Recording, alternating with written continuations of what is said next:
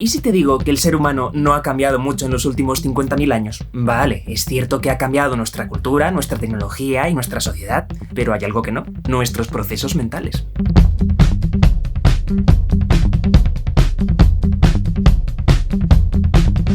¿Qué explicación racional podríamos dar a las intensas emociones que genera el fútbol en los aficionados? ¿Acaso ganan o pierden algo según lo que le ocurra a su equipo? Y de la mano de la unión con un equipo suele venir rechazo o incluso odio hacia un rival. Y las conductas que a veces se derivan de esto casi podría decirse que son más propias de nuestros antepasados de las cavernas. Lo mismo ocurre con el nacionalismo o el patriotismo, un sentimiento de unión por una bandera que no viene a ser más que una representación del pedazo de tierra en el que has nacido. ¿Cuántas veces en la historia no habremos visto a líderes mundiales exaltando el sentimiento nacional para convencer a miles de personas de embarcarse en guerras con alta probabilidad de muerte? O también, ¿creéis que los independentistas catalanes que causaron los disturbios en Barcelona ganaban algo personal al hacerlo? Entonces, ¿por qué lo hicieron? Pues lo cierto es que tanto la exaltación futbolera como el nacionalismo o el patriotismo tienen, en cierto sentido, la misma base, procesos mentales con los que todos los seres humanos estamos equipados. Podemos tenerlos más volátiles o menos, o que el contexto haga que estén activados o no, pero todos los tenemos. Así que esto es lo que vamos a intentar entender, cómo funcionan estos procesos y por qué los tenemos. ¡Vamos allá!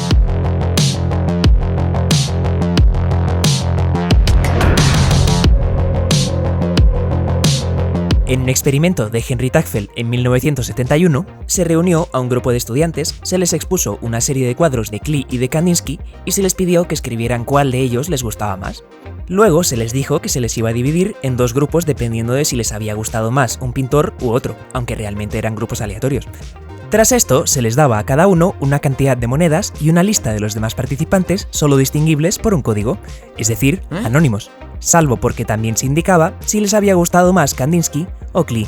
Los resultados mostraron que incluso con un criterio de categorización tan trivial y tan estúpido como el de las preferencias por un pintor u otro, los participantes favorecían muchísimo en el reparto a los miembros de su grupo. Este experimento se ha repetido muchas veces con muchas variaciones, pero siempre ha salido lo mismo.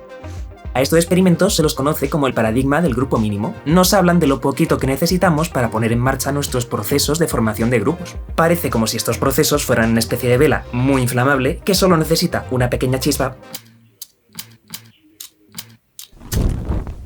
para encenderse. Lo de grupo mínimo es porque no tiene por qué ser algo romántico ni grandilocuente como tu amor hacia una bandera, sino simplemente puede ser, gente a la que le gusta Kandinsky. Y el paradigma también muestra otro proceso que va muy de la mano de este, que es el de favoritismo endogrupal. Es la tendencia automática e inconsciente de favorecer a los miembros de nuestro endogrupo y cualquiera de las ideas o argumentos asociados con ese grupo. Por ejemplo, si tu identidad endogrupal está asociada con este estilo de persona, darás más validez y credibilidad a lo que diga alguien que encaje con estas características que a lo que diga alguien así, aunque los dos te estén diciendo exactamente lo mismo. Permitidme que insista en que es algo inconsciente. Por cierto, esto está muy relacionado con los prejuicios y la discriminación, pero eso lo veremos en un próximo vídeo. Si te interesa lo que estás viendo, te aseguro que te va a interesar también lo que va a ir saliendo las próximas semanas, así que suscríbete y no te lo pierdas. Y también dale a la campana, muy importante. Y siguiendo con el tema, hay otro estudio también que ilustra muy bien lo que estoy diciendo.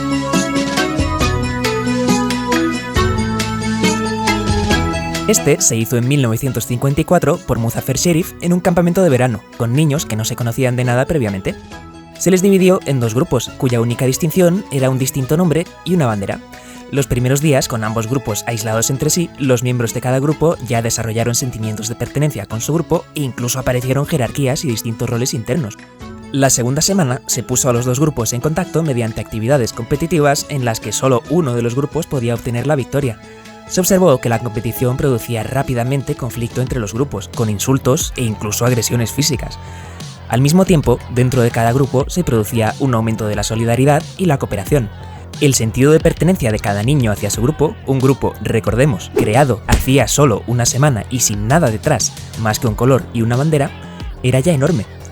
La brecha entre los dos grupos y la hostilidad aumentaron tanto en los siguientes días que los experimentadores se vieron obligados a poner fin al experimento temiendo que se les fuera de las manos. Así que parece que necesitamos muy pocos argumentos racionales para que se nos activen nuestros sentimientos de pertenencia con un grupo. Y también parece que eso conlleva rechazo, aversión e incluso agresión hacia un exogrupo que no tiene por qué tener tampoco elementos racionales detrás. En el año 2014, un grupo de fans de Digimon realizó una protesta organizada bajo el pretexto de una supuesta discriminación a su serie en contraste con Pokémon. El caso es que se encontraron con otro grupo de fans de Pokémon y bueno, la cosa acabó así.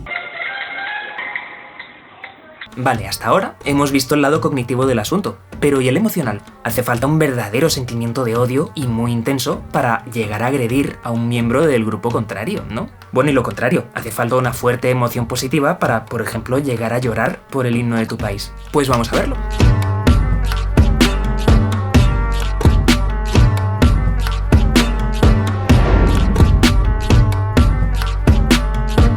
Seguro que durante tu infancia en algún momento te dijeron no te compares con los demás, lo importante eres tú. Pues tengo malas noticias, es algo natural e inevitable. Las evaluaciones que se hacen de los grupos se hacen por comparación. No procesamos que nuestro grupo es bueno, sino que es mejor que otro o peor que otro.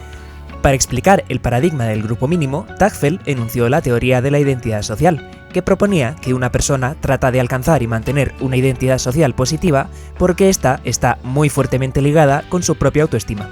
Esta identidad social se adquiere cuando analizamos las características de nuestro endogrupo y del exogrupo y comparamos los grupos entre sí y con nosotros mismos. Es de ese análisis comparativo que extraemos nuestra identidad social. De ahí también tomamos la referencia para nuestras conductas. Nos comportaremos dentro del rango que nosotros pensemos que está estableciendo nuestro endogrupo. Esta teoría explica parcialmente el favoritismo endogrupal. Favorecemos de manera inconsciente a nuestro grupo porque al hacerlo protegemos nuestra propia autoestima. Y esto suele ir de la mano de un rechazo automático hacia los grupos que percibimos como opuestos a nuestro endogrupo. Por otro lado, tenemos las teorías emocionales de Appraisal. Veréis, en psicología hay un debate algo antiguo sobre el orden en que ocurren algunas cosas. Una opción es que tengamos un estímulo, por ejemplo la muerte de un familiar, luego emoción, tristeza en este caso, y por último reacción fisiológica, la acción de llorar. Pero hay otra postura, según la cual, después del estímulo, vendría la reacción fisiológica y por último la emoción. Para que nos entendamos, según la primera postura, lloramos porque estamos tristes, pero según la segunda, estamos tristes porque lloramos. O sea que la reacción fisiológica da lugar a la emoción. ¿Esto nos recuerda un poco a aquello de que masticando sin comida en la boca engañamos a nuestro cerebro y dejamos de tener hambre por un momento? Tal vez esta segunda posibilidad os parezca un poco extraña. Esto lo veremos en otra ocasión. Lo que nos interesa ahora es que appraisal quiere decir valoración, así que hace falta meter un elemento entre medias, el elemento cognitivo, la forma en que valoramos la situación. La misma situación para dos personas distintas puede desencadenar una emoción u otra muy distinta. La diferencia está en cómo valoren esa situación. Pues bien, la emoción social es la unión de estos dos conceptos. Ocurre cuando un grupo pasa a formar parte de nuestro yo. Desde el momento en que la pertenencia a un grupo pasa a formar parte del yo, los appraisals de eventos o situaciones que afecten a dicha identidad también dispararán una emoción que no es en absoluto distinta a la que sentiríamos en una situación personal. La autoestima, una herramienta que tenemos para protegernos, ahora no solo nos abarca a nosotros mismos. Es como si hubiéramos integrado al grupo como una especie de prolongación de nuestro propio cuerpo. Y esto es lo verdaderamente mágico. Cuando los seguidores de un equipo deportivo se sienten orgullosos de los éxitos de su equipo, no se están alegrando por el éxito ajeno, se sienten orgullosos de su propio éxito. Si yo pienso, o mejor dicho, siento que España es una basura de país, también sentiré que yo soy una basura, si tengo integrada España dentro de mi endogrupo, claro, es decir, si soy patriota o nacionalista. Así que la ensalzaré y la defenderé si algún alemán se ríe de ella con arrogancia. ¿Y sabéis por qué? Porque realmente estaré protegiendo mi propia autoestima. Todo esto se ve muy bien en la película de La Ola, en la que vemos cómo estimular los procesos de cohesión grupal de una clase dándoles un nombre, un uniforme, un lema, un saludo o un logotipo, puede dar lugar a divertidas consecuencias. En fin, os la recomiendo.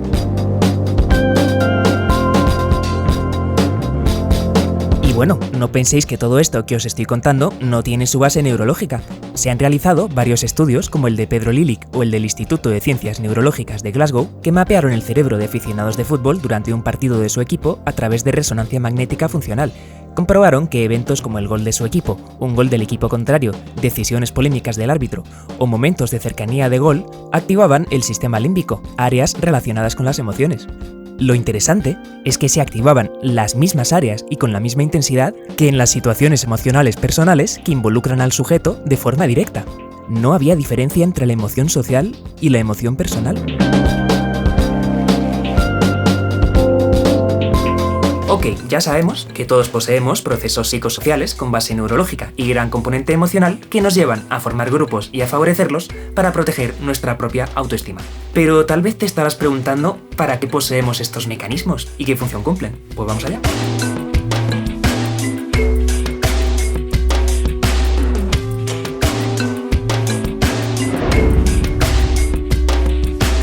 Pensad en nuestros antepasados homínidos. En solitario no eran más que un pastel de carne para los depredadores. En cambio, los que juntaban fuerzas en grupos aumentaban mucho sus probabilidades de supervivencia, porque podían defenderse mejor o cazar presas más grandes o peligrosas. También obtenían ventajas frente a otros homínidos. Tiene sentido pensar que aquellos grupos más cohesionados entre sí y más agresivos en contra de los demás grupos fueron los que más lejos llegaron. Es decir, aquellos grupos cuyos miembros tenían en sus genes una fuerte predisposición a procesos de favoritismo endogrupal, emoción social y prejuicios hacia grupos externos, fueron los que sobrevivieron, y esos genes fueron los que consiguieron transmitirse generación tras generación. Son los genes que tenemos nosotros hoy en día. Aunque ya no los necesitemos para sobrevivir, ahí están, manifestándose en los estadios de fútbol o en las disputas entre países. Este sería un primer factor. Hay también un factor muy importante, que es el de economía cognitiva. Tendemos a mostrar preferencia de manera natural ante aquello que nos resulta familiar o conocido. Es un principio básico en publicidad. En el supermercado coges antes el producto que conoces porque has visto anunciado que el que no conoces. Ellos lo saben y lo utilizan. Y también es un componente básico de la discriminación, los prejuicios e incluso el racismo. Las personas que racialmente o culturalmente nos resultan poco familiares, pues tienden a generarnos más rechazo que las que sí nos resultan familiares. Y te preguntarás por qué ocurre este efecto. Porque procesar algo que conocemos implica menor gasto de recursos mentales. Las calorías no solo se consumen con esfuerzo muscular, sino también con esfuerzo mental. Nuestra mente quiere ahorrar energía, por así decirlo. Entonces, los sentimientos positivos que nos genera lo familiar es una forma de conducirnos a ello porque es lo que nos va a llevar al ahorro. ¿Y por qué nuestra mente es tan vaga y quiere ahorrar tanto? Pues porque el ahorro era fundamental para nuestros antepasados en las cavernas. Había largas épocas con escasez de alimento, tenían que conservar las preciadas calorías como fuera. En resumen, nuestra programación genética hace que todos tengamos una serie de procesos mentales innatos que nos impulsan a sentimientos de pertenencia a grupos y se activan muy fácilmente y sin necesidad de que haya ningún argumento racional detrás. Es como si nuestros genes manejaran nuestro cuerpo como una marioneta para conseguir que nos cohesionemos con un grupo y así asegurarse de que sobrevivimos para poder transmitirse a la siguiente generación. Los procesos grupales, al activarse, utilizan nuestras emociones para manipularnos e inducirnos una fuerte sensación de unidad con nuestro grupo ante los eventos que ocurren a los demás miembros del grupo o a los símbolos que lo representan. Recordemos, como dije al principio, que nuestros procesos mentales no han cambiado desde hace miles y miles de años. Así que esto es lo que hay detrás de la rabia de estos aficionados del Depor hacia la estrella del equipo rival cuando hizo esta celebración provocativa. O de la montaña de odio e insultos que se le vino encima a Dani Mateo cuando se sonó con la bandera en un sketch del intermedio. En ambos casos, la gente interpretó una agresión contra el símbolo que representa a su endogrupo. Vamos, una agresión hacia ellos mismos. Bueno, obviamente esto es una simplificación, espero que nadie se piense que nuestro cerebro funciona con un sistema de cuerdas y poleas. Aunque bueno, igual algún caso sí que hay, ¿eh? ¿Ustedes piensan antes de hablar o hablan tras pensar? Espero que te haya gustado el vídeo. Este canal acaba de empezar y tiene, obviamente, muy pocas visualizaciones, así que ya te digo yo que YouTube no te va a recomendar ninguno de los vídeos que salgan. Vamos, que la única forma que tienes de enterarte de los nuevos trabajos que vaya subiendo y que esta no sea la última vez que nos vemos es suscribirte, activar la campana, muy importante, y si quieres, seguirme en redes. Y si le das a me gusta y dejas algún comentario con tu impresión, tu opinión o cualquier reflexión o cualquier cosa, pues a mí vamos, encantado. Te voy a dejar aquí otro vídeo que si te ha interesado este, también te interesará. Así que nada, espero verte en el siguiente vídeo. Hasta luego.